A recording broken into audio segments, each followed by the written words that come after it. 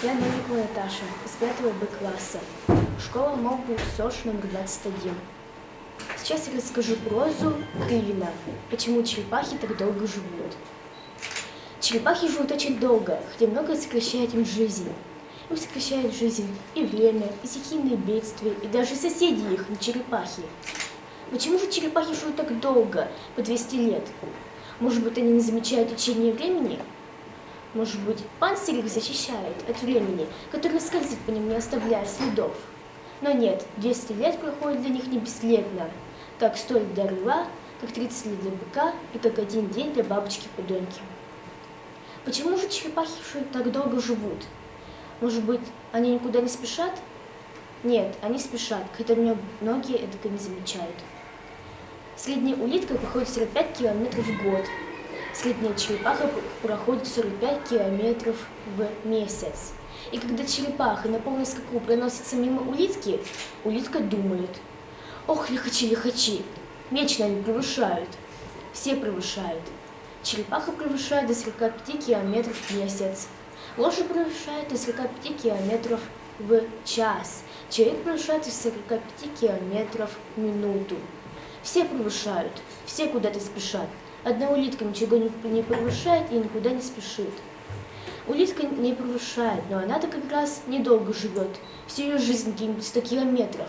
А черепаха спешит, очень спешит. Почему же черепаха так долго живет? Их спасает не панцирь, который носят они не снимая, и не камни, под которыми они находят приют. Ничто на свете их не спасает.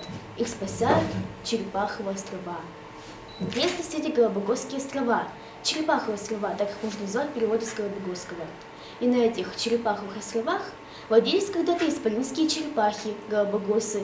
Это было царство Галапагосов, королевство Галапагосов, мечта всех на свете Галапагосов, а иначе говорят черепах. Но зачем говорить иначе, если каждая черепаха, простая незаметная черепаха, становилась исполинским Галапагосом и что только попадет на Галапагосовы Черепаховы острова?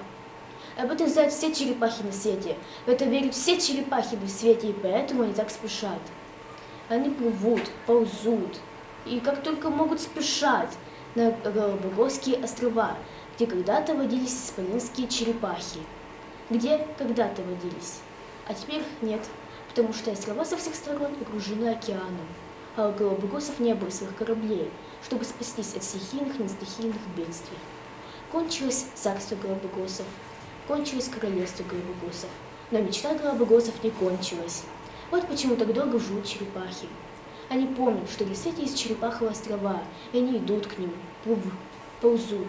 Царство, которого больше нет, в королевство, которого больше нет.